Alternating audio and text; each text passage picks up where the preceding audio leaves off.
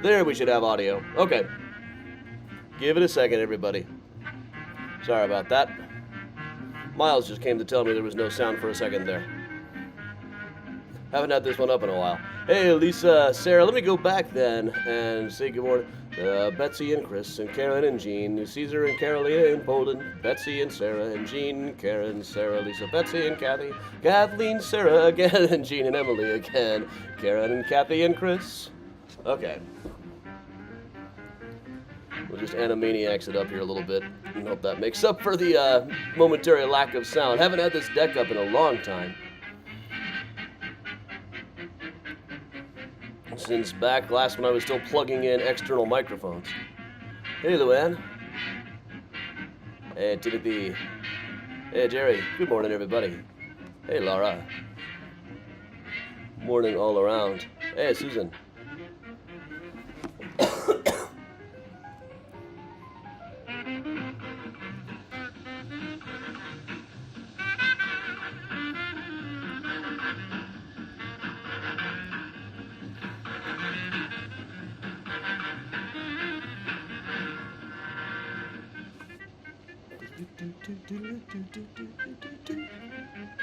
All right.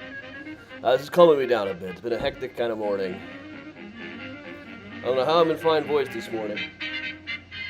I really don't know. I had to spray a bunch of like declogging kind of stuff in the kitchen. Just having coughing like crazy. Put on a cap because I look like an absolute mess right now. Threw on a different shirt. Same reason. I got grease all over the previous. Hey, Heather. Hey, Gail. Whoa, Miles, you just about missed that jump.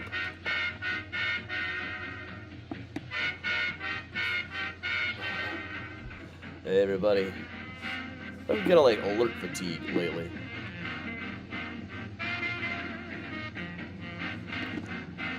Hey, Dina.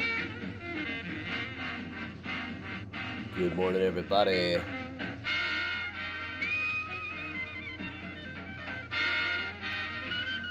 All right, move back a little bit here. Aha. Hey, Miles. Fun morning. I don't know. It's been a rough morning for me, just battling with stuff in the kitchen all day. Facebook notice. That's unusual, Cappy. Glad we got that, though. Hey, Wendy. Miles. Miles is curling on up here. Been a little attention impaired lately, Miles. I think you have been. Good morning all around.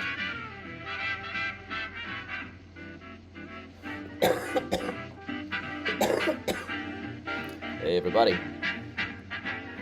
Once again, if you didn't get the notice, I'm pretty sure everybody's gotten the notice that we moved Oakwoods for next week. Due to a variety of factors, not least of which is they might call me back for this TV thing any second.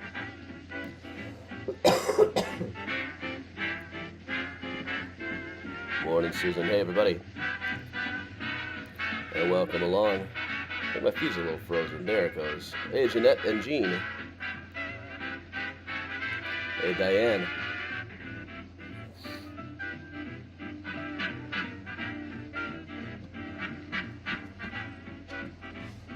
Aw, Miles.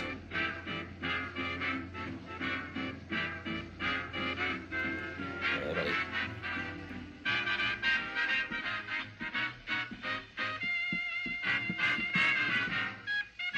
Hey, Cheryl. Hey, Ellen. Everybody.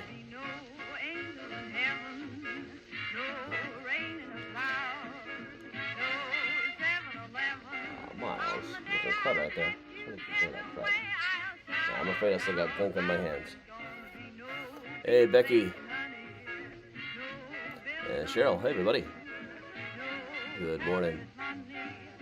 I actually had to watch one of my live streams yesterday. I was at somebody's house and they wanted to put one on. Like, yeah.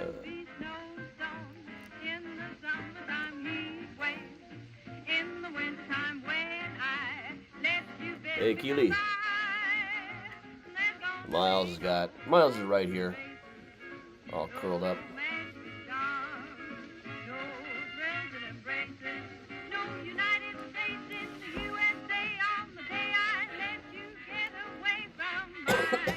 Hi, all. Just working from home today. It's going to be kind of a quick one. Just kind of a preview. Everything kind of piles up this weekend, you know? Miles. Always here to make me feel better when it's rough. There's Grandma Bell out there today. Chicago's weather, it's going to be hotter today. Yesterday it wasn't too bad at all. I was able to film wearing my jacket yesterday. Hey, Mona. Larry, anybody I might have missed? Yeah, the heat's coming roaring back today, so such was the plan. And we're gonna have a kind of a rough week of it, but it'll cool down in the weekend. So they say.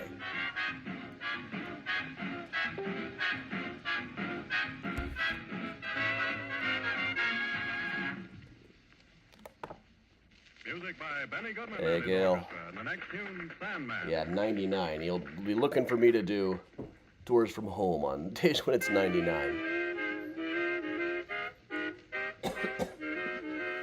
I'm not one of those people who handles heat waves well. Temperatures over 75 should have mandatory retirement. Give it another minute or so for people to get logged on.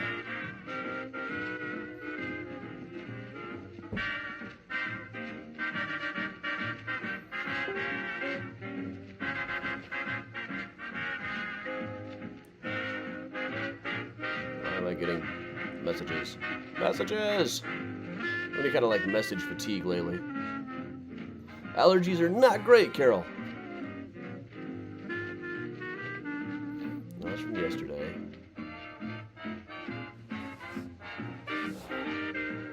What was that buzz? I don't even know. Ah!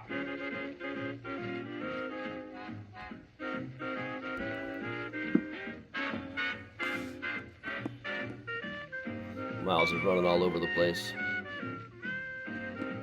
Hey, David. And hey, Susan. Morning, Karen. Anybody I might have missed? Hop on along. Carol, the shots are working, but I'm only about 40% of the way through them. I think they are better. Plus, today I got my factor of having just worked in the dust. I'm trying to redo the my baker's rack and make it less of a hellscape. But that required taking it apart. It required spraying stuff on it.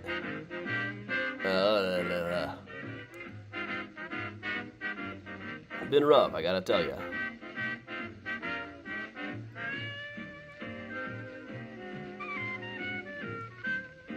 Morning, niece. Hey, Dimberly. Hey, everybody.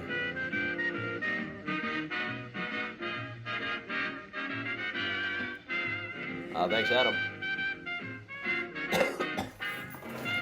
Maybe try to look cool when I can. Did I bring all of my stuff in? I don't even know if I brought all of my stuff in yesterday. I don't think I did. Hey, Vicky. We'll give it another minute or so for Benny Goodman to keep playing while we wait for people to log on. You know, we don't usually start 10 minutes early on Sundays these days. Boker Tov, Lisa.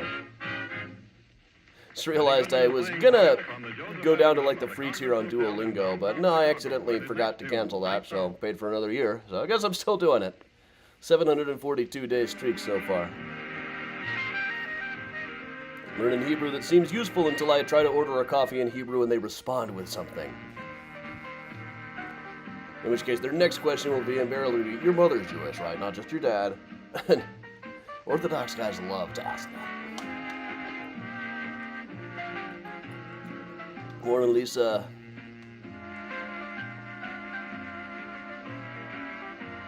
Give it just a moment. Got a lot going on this week, a lot being announced. We're starting to roll out fall stuff. Rodney Hard Daddy. You want to go to harddaddy.com for all of your mid-century modern shirts needs. You know, retro menswear is hard to come across.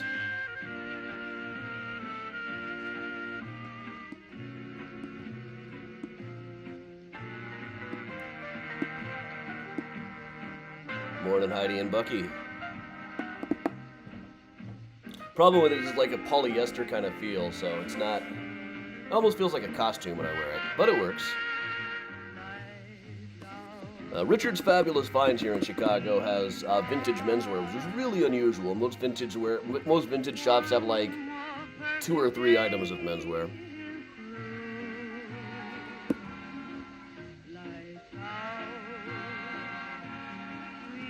Oh, Adam, I know. Do I ever know? Good morning, Grandma Belle, and hey, everybody. Happy birthday, Grandma Belle.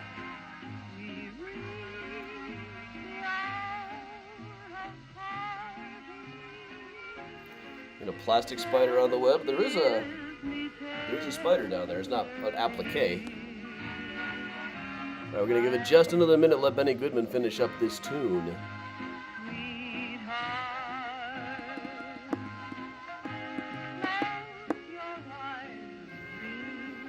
Morning, Todd. Let everybody chime in there.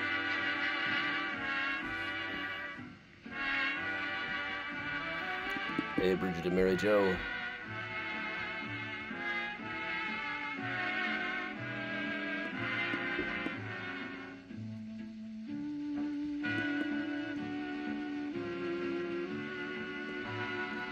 Adair.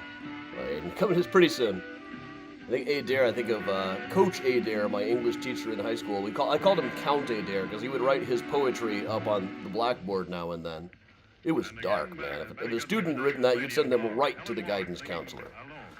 I remember one line, "Through this inept soul carved the knife of death."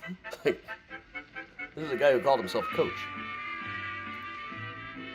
All right, Benny is wrapping up that tune.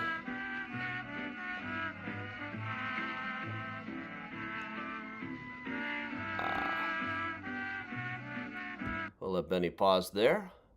And we'll move on just a little bit here, but all right, everybody. I forgot to put that down for a second there.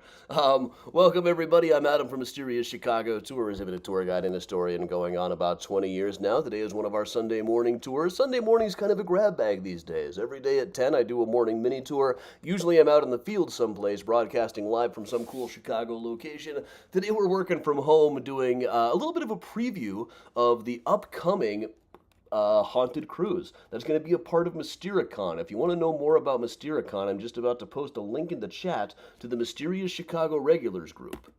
If you go there, you can find out all about Mystericon. Over the course of the next week, we're going to be rolling out all of the events, all of the tours that are going to be taking place there. There's going to be my first bus tours in about 5 years. There's going to be the boat tours, and this year we're going to be doing the haunted version of the boat tour. It'll mostly be an architectural tour, but I'll throw in more of the spooky stories, more of the urban legends, more of the strange stuff. So we're going to do just a bit of a preview of that this morning.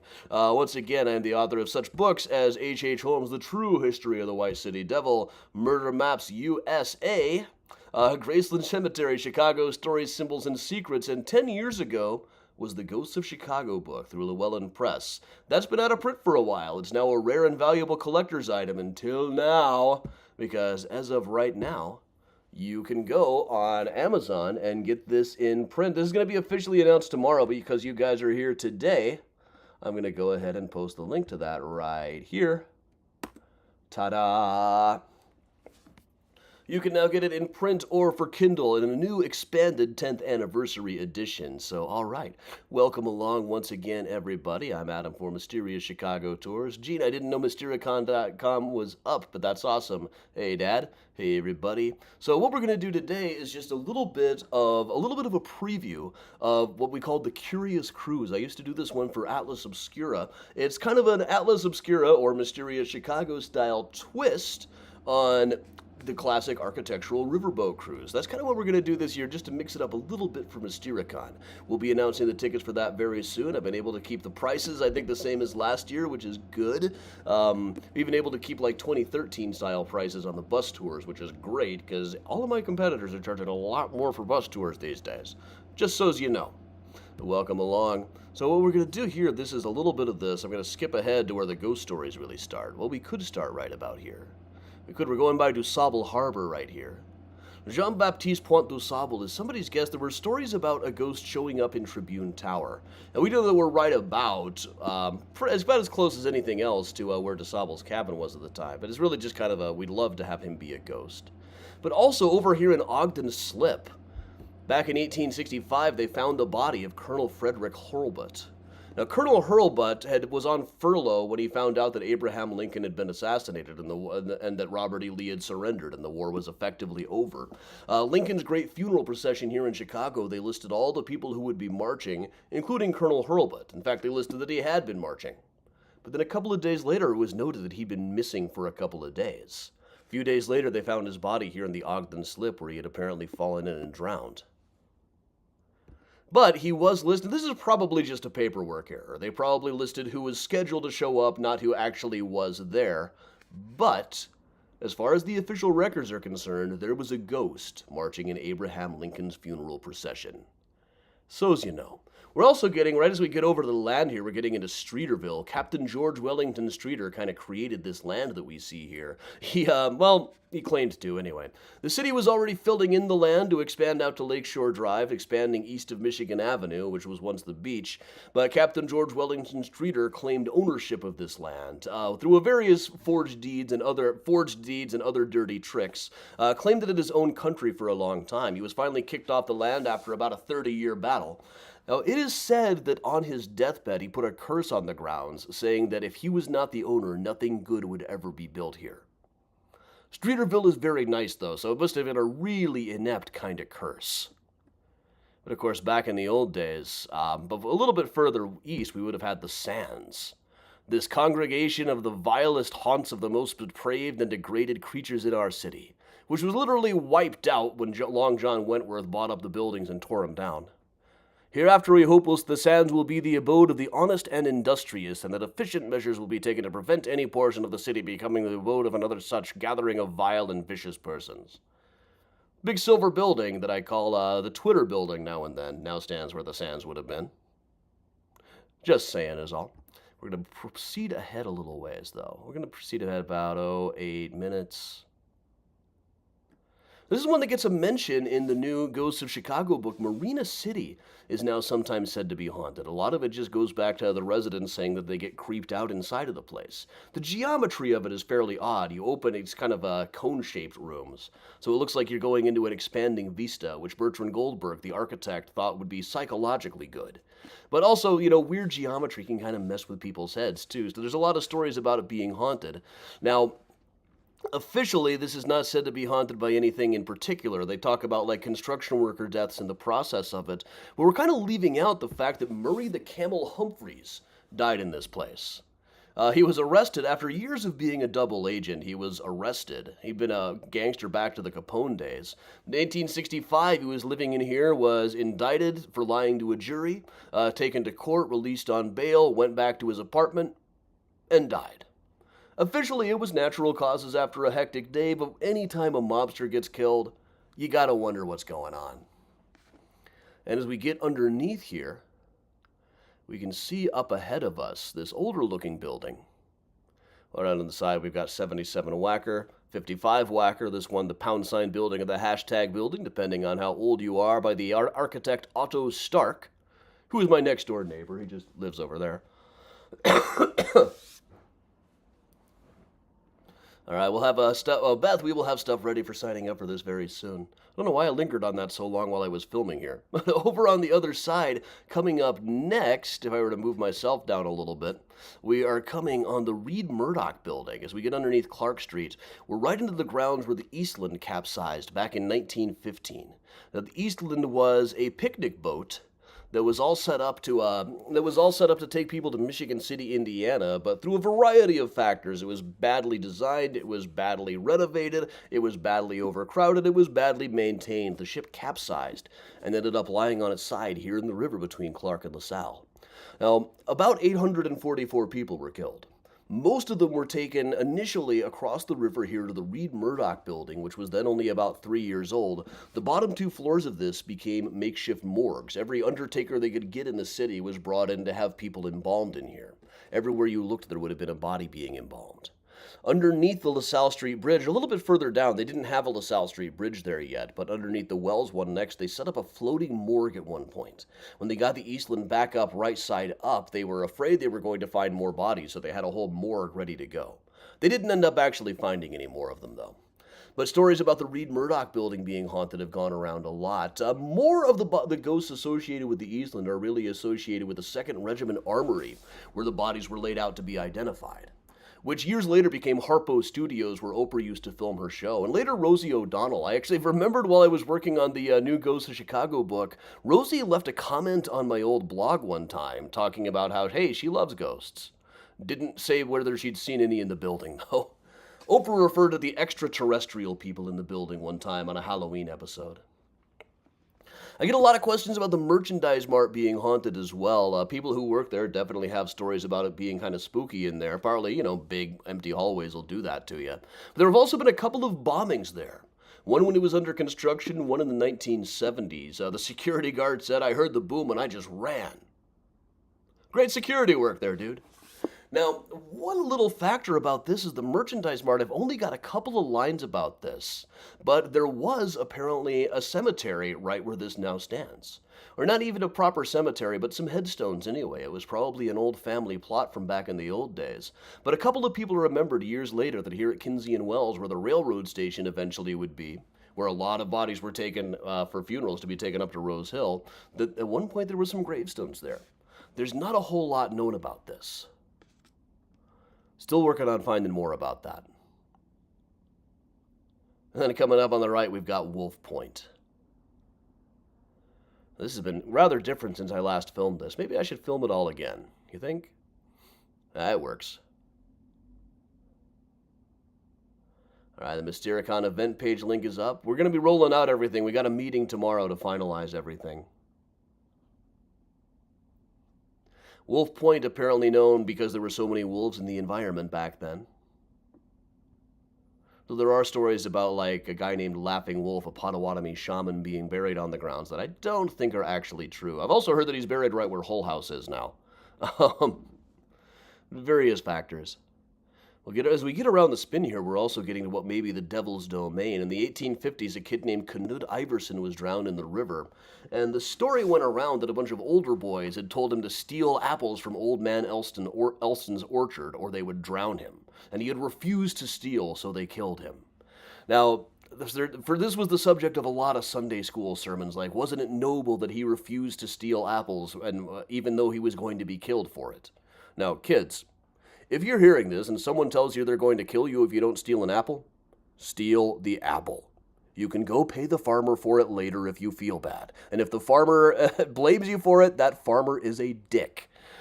But eventually there were a lot of movements afoot to raise money for a monument. I still get emails about it, and people saying they swear it was true. I don't know. They say they've got some old document that proves that they never actually produced this document. But eventually it was determined that they couldn't find any evidence that this actually happened, that these boys had actually been there. So later it was even written that this was just proof that these were the devil and his imps showing up to convince Knud Iverson to steal an apple. Knud even showed up in picture books. Die, if need be, as noble Knud Iverson did, rather than do wrong when you are tempted. Again, kids, it's just an apple. Don't get yourself killed over an apple.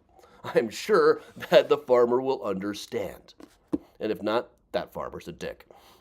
So, all right, everybody, that is just a brief little preview of what we'll be doing coming up on the Curious Cruise. That's all going to be announced very soon, so this apparently did not get updated. Hang on one second, let me update that. Oh yeah, I forgot to hit the export button. File export. Come on, faster than that, you can do this. Export. Done. And voila! It still didn't do it. All right. What's wrong here? Did I export to the wrong place? That's probably it. Yep. Replace. Yes. There we go. All right. So Thursday night, I haven't added this onto Facebook yet, but it is up on the Eventbrite. I was working on that some of the day. Thursday night, we are going to do Gangsters as a virtual tour. Realized I hadn't done that one since January. So it's been quite a long time. Now, Sunday, I think most people have gotten the message. The tour we were going to do today, due to a variety of factors, I've had to move ahead a week or so. So we're going to do it August 27th at 1 p.m. Again, if you have tickets for today and can't make it, I will happily refund you. Just let me know. But this is also giving me more time. Today, this turned out to be a week where everything piled up. I'll have a little bit more time to really make the tour sing. It was ready to go, but I think I can make it better with more time, naturally. So, all right. Also, Mystericon events are going to roll out this week, and let us not forget, once again, the Ghosts of Chicago book is now available on Amazon for both print and in Kindle. I'll put a link right there in the comments right now. It's officially announced tomorrow, but those of you early birds popping up here, this is a new 10th anniversary expanded edition with new information, a few new chapters, and a whole lot more pictures, some of which have never been seen before. So thanks a lot for joining me, everybody. We'll put the Benny Goodman back on and just hang out for a couple of more minutes, even though it's just a regular Sunday tour. Thanks a lot, everybody. Here is Benny again. I will get back to catching up on laundry and redoing the kitchen.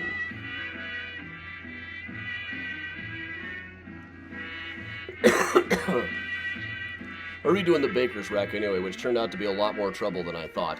I had to take the whole thing apart. That involved spraying it with gunk, like Goo Gone and stuff. Now the kitchen smells weird.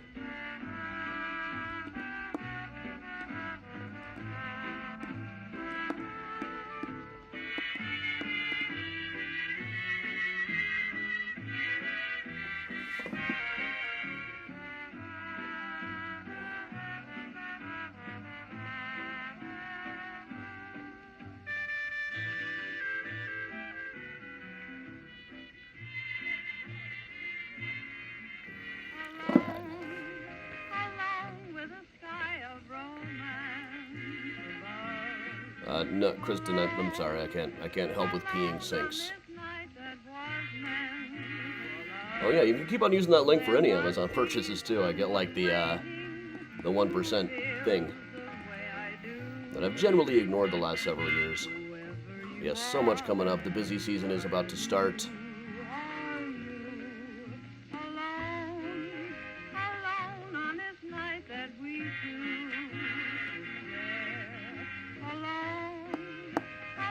Karen, congrats on having a senior.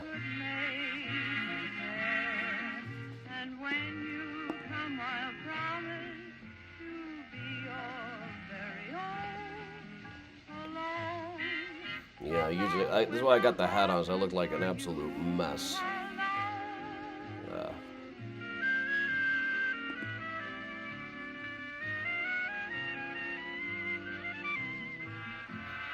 Just getting some text from my upstairs neighbor who's very concerned about the mysterious desk chair in the basement. No, that's fine. It's okay. It's fine.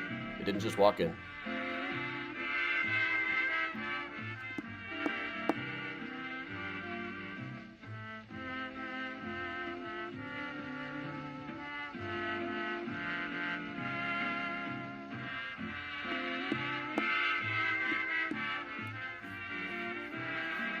Sarah, that's wild. I actually had some people on my tour one time whose grandparents' first date was on the Eastland that day. And here's another tune that they'll be playing. So if you ever have like a worst first date story, they're gonna win.